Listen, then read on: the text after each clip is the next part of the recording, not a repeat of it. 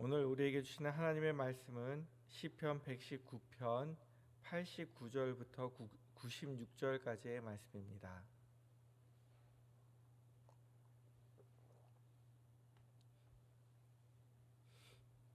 시편 119편 89절부터 96절의 말씀 한 절씩 교독하시고 96절 같이 읽겠습니다.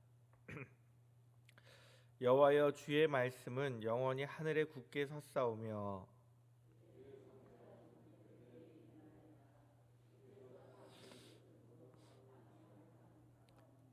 천지가 주의 규례들대로 오늘까지 있음은 만물이 주의 종이 된 까닭이니이다.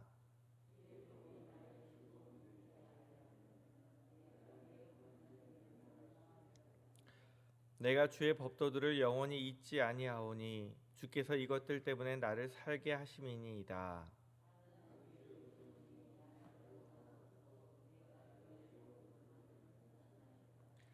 악인들이 나를 멸하려고 엿보오나 나는 주의 증거들만을 생각하겠나이다. 내가 보니 모든 완전한 것이 다 끝이 있어도 주의 계명들은 심히 넓으니이다. 아멘. 오늘 말씀은 시편 119편의 제 12번째 연입니다. 히브리어 자문 라메스로 시작하는데요. 시는 고난 가운데서도 말씀에서 주의 증거들을 찾고 주의 법도들을 생각하는 자기를 구해달라고 이렇게 기도하고 있습니다. 오늘 89절과 90절 말씀에 보면 하나님의 말씀이 영원하고 주의 성실하심이 대대에 이른다라고 고백을 하는데 89절 말씀을 다시 번역하면 이렇게 볼 수 있어요. 여호와여, 당신의 말씀은 영원합니다. 그것은 하늘에 굳게 서 있습니다. 일단 하나님의 말씀이 영원하고요. 하나님의 말씀이 하늘에 굳게 서 있다라고 고백을 하고 있어요.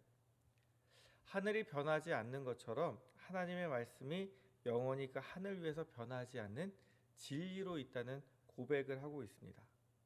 하나님의 말씀이 진리로 영원하기 때문에 하나님의 성실하심, 주의 약속의 신실하심이 그 변하지 않는 대대의 증거가 되는 거예요. 91절에 보면 천지가 주의 규례들대로 오늘까지 있음은 만물이 주의 종이 된 까닭이니이다. 이렇게 고백해요. 천지가 변하지 않고 있는 이유가 무엇 때문이냐면 하나님 말씀 때문이라고 고백을 해요. 그리고 만물이 하나님의 종이 되어서 순종하고 있기 때문에 천지가 유지되고 있다라고 이야기하고 있습니다. 다시 말해서 하나님이 창조주 하나님이시기 때문에 이 세상 모든 것들이 하나님께 순종하고 있고 하나님의 말씀이 이 세상을 지탱하는 기둥이 되고 있다는 고백입니다. 그리고 저는 92절이 와 닿았는데요. 92절에 시인이 이렇게 고백해요. 주의 법이 나의 즐거움이 되지 아니하였다면 내가 내 고난 중에 멸망하였으리이다. 시인이 극심한 고난 가운데 있었습니다. 그가 오랜 고난 가운데서 절망 가운데 있었는데 오직 희망이 있다면 하나님 말씀밖에 없는 거예요. 지난번에 말씀드렸던 것처럼요. 시인이 얼마나 힘들었는지 연기를 쓴 가죽 부대처럼 점점 그의 삶이, 그의 몸이, 육체가, 그의 마음이 다 쪼그라들고 피폐해져 가는 상황 속에 있었습니다. 악한 사람들은요. 시인을 넘어뜨리려고 구덩이를 파고요. 그를 올무에 걸려고 하고요. 그를 핍박하려고 준비하고 있습니다. 근데 시인에게 오직 희망이 있다면 하나님의 말씀인데 시인이 붙들고 있는 하나님의 법은 무엇이었냐면 하나님을 의지하는 자를 버리지 않고 붙드시는 하나님, 주를 경외하는 자들에게 복을 주시는 하나님, 주의 말씀을 사모하는 자에게 새로운 힘을 주시는 하나님, 이런 주의 법들이 시인에게 즐거움이 되어서요. 하나님의 말씀이 나를 즐겁게 하지 않으셨으면, 나에게 힘을 주시지 않았으면 나는 이미 멸망했을 것입니다 라고 고백을 하고 있는 거예요. 그가 낙심하고 절망할 때마다 그에게 붙들어주고 새 힘을 준 것이 바로 하나님의 약속의 말씀이었습니다. 그래서 시인은 고난 가운데서요 94절 95절 끝에 보면 내가 주의 법도들만을 찾았나이다. 나는 주의 증거들만을 생각하겠나이다. 하나님의 말씀을 통해서 하나님을 알아가기 원했고요. 하나님의 말씀을 통해서 하나님과 사귀고 가까워지길 원했습니다. 왜냐하면 그를 위로하는 것이 하나님 말씀밖에 없어요. 우리가 정말 어렵고 힘들 때요, 처음에는 사람들이 위로하고 힘을 줄 수 있어요. 근데 그 기간들이 오래 되면요, 많은 사람들이 떠나갑니다. 저 사람이 무슨 이유가 있어서 저렇게 고난을 받겠지. 욥이 고난 당할 때 친구들이 와서 욥을 책망했던 것처럼 사람들은 은연중에 우리에게 무언가 너의 잘못은 아니냐고 이야기합니다. 그런 가운데서도 우리에게 항상 변함없이 말씀하시는 것은 하나님의 말씀밖에 없어요. 이야기 중에 예화 중에 이런 예화가 있습니다. 영국에서 그 믿음이 없는 좀 부정적인 의사가 그 연로한 여성 그리스도인에게 물었습니다. 제가 하나님께 5파운드를 달라고 하면 기도하면 하나님 주실까요? 이 이야기는 내가 기도한다고 하나님이 주시겠느냐, 이 이야기를 하고 싶은 거예요.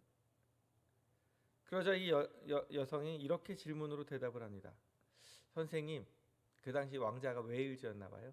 웨일즈 왕자를 소개받으면 그 웨일즈 왕자한테 당장 돈을 달라고 요구할 것입니까? 선생님이 그래요? 아니요. 먼저 그를 알아가고 사귀는 과정이 더 필요하겠죠. 그 이후에 필요하면 돈 달라고 하겠죠. 이 여성이 대답합니다.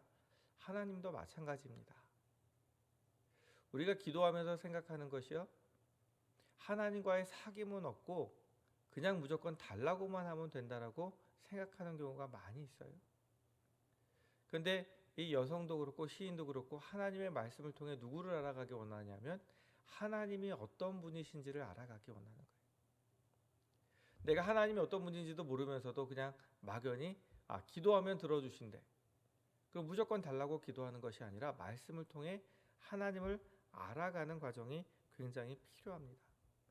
그래서 성경 해석가 그레이엄 스크로즈라는 사람이 이렇게 이야기했어요. 하나님은 성경으로 우리에게 말씀하시고 우리는 기도로 하나님께 아랜다. 그러니까 하나님과 대화를 하는 것이 굉장히 필요한데요. 하나님은 성경을 통해 말씀하시고 우리는 기도를 통해서 이야기하는 거예요. 이것은 일방적으로 우리가 무조건 기도하는 것이 아니라 달라고 요구하는 것이 아니라 하나님과의 사귐을 전제로 하고 있습니다. 우리가 기도하는 것도 중요하지만 그만큼 말씀을 가까이 하는 것도 중요해요. 시인이 고난 가운데서 절망하지 않고 희망을 품고 기도할 수 있었던 이유는 하나님의 말씀을 붙들고 하나님의 말씀을 들었기 때문입니다. 우리가 하나님과 이렇게 대화를 하면서 살아가도요, 성도들에게 슬픈 일 중에 하나는 하나님이 살아계심에도 불구하고 세상은 우리를 조롱하고 핍박을 합니다. 근데 그게 언제까지 그 일들이 이루어질지 우리가 모른다는 사실이에요. 그럼에도 불구하고 분명한 것은요, 하나님은 신실하시기 때문에 우리를 버리지 않으신다는 사실입니다.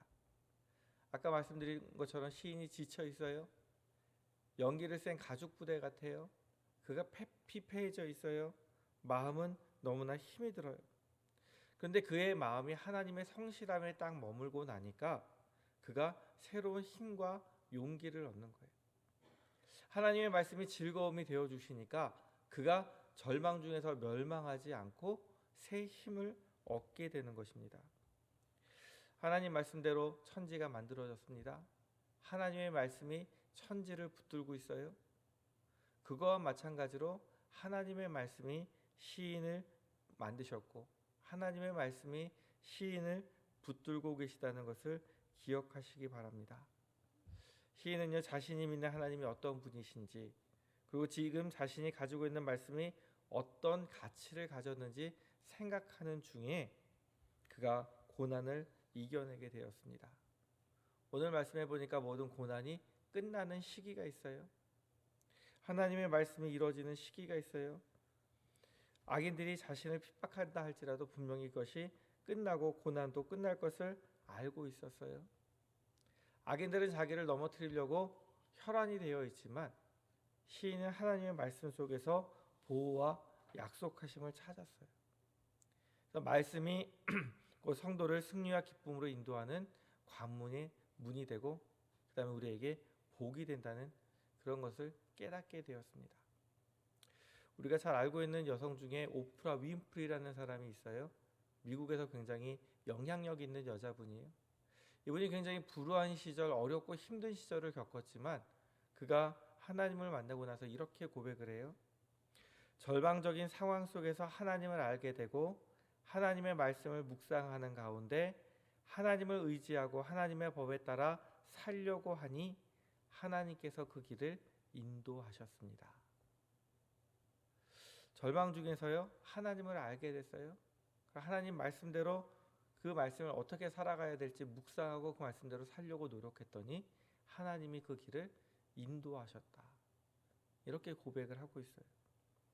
우리가 고난 가운데 소망이 있는 것은요, 우리가 특별해서가 아닙니다. 하나님이 신실하시기 때문입니다. 내가 특별한 것이 아니라 나를 사랑하시는 하나님이 특별한 분이시기 때문에 우리가 소망이 있는 줄 믿습니다. 시편 기자가 94절에 이렇게 고백해요. 나는 주의 것이오니 나를 구원하소서. 중요한 것은요, 내가 누구에게 속해 있는지를 아는 것이에요. 시인은 자기가 누구에게 속해 있다는 것을 알았어요. 이 세상을 만드신 하나님, 이 온 세상이 순종하는 정말 창조주 전능의 하나님이 바로 나의 하나님이신 것을 알고 있었어요. 그래서 하나님께 소망을 품고요, 신실하신 하나님이기 때문에 나를 구원해 주실 줄로 믿고 그가 기도할 때 그의 마음이 기쁨을 얻었고 그의 마음이 새 힘을 얻었고 결국은 고난을 이겨내게 되었습니다.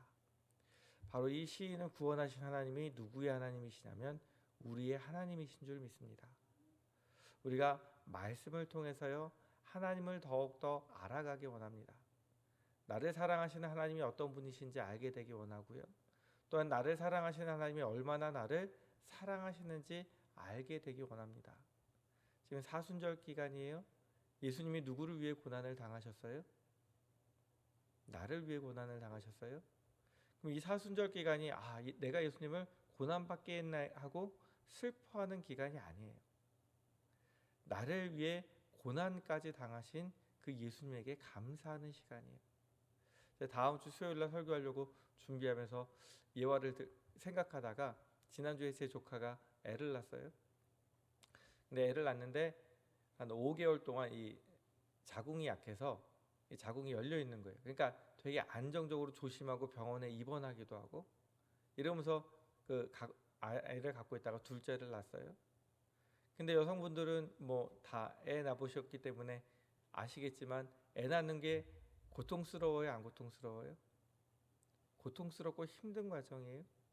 그런데도 그것을 회피하지 않아요. 왜냐하면 애를 낳고 나서 그 이후에 얼마나 큰 기쁨이 있는지 알기 때문에.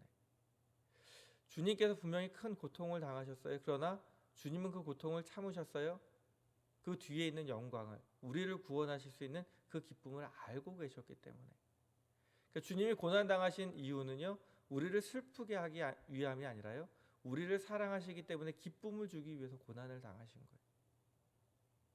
그와 마찬가지로 우리가 하나님이 그렇게 고난을 당하면서까지 우리를 사랑하시고 기쁨을 주기 원하셨다는 것을 깨닫는다면 나를 사랑하시는 분이 어떤 하나님인지 더욱더 알아가기 원하고 가까이 하기 원하고 우리가 하나님을 사랑하게 될 줄로 믿습니다. 우리가 말씀을 통해서 나를 사랑하시는 하나님의 말씀에 한 걸음 더 나아가고 하나님과 대화하는 길에, 하나님과 교제하는 길에 한 걸음 더 나아가서 날마다 주님과 동행하고 날마다 주님 말씀에서 새 힘을 얻고 날마다 주님 말씀대로 살아가는 하나님의 사람들이 될 줄로 믿습니다. 우리가 말씀을 통해 새 힘을 얻는 성도, 말씀을 통해 하나님과 가까워지는 성도, 또한 말씀을 통해 말씀대로 살아가려고 노력하는 하나님의 사람들로 살아가는 저와 성도님들이 되기 원합니다. 기도하시겠습니다. 하나님 아버지, 오늘 시인처럼 말씀을 통해 하나님 아버지를 알아가기 원합니다. 우리를 사랑하시는 하나님이 어떤 분인지 깨닫게 하시고 주의 성실하심을 믿기에 고난 중에도 낙심하지 아니하고 하나님을 통해 기쁨을 얻고 말씀을 통해 새 힘을 얻고 우리 삶 가운데서 하나님의 약속이 이루어지는 것을 경험하는 삶을 살 수 있도록 도와주옵소서. 십자가 위에서 우리의 죄의 짐을 지셨던 주님이 이제는 날마다 우리의 짐을 지시는 주님으로, 우리와 동행하시는 주님으로, 우리와 함께 하시며 새 힘을 주고 계신 주님이심을 기억하며 더욱 주님을 사랑하고 의지하는 저희들 되게 하여 주옵소서. 예수 그리스도의 이름으로 기도드립니다. 아멘.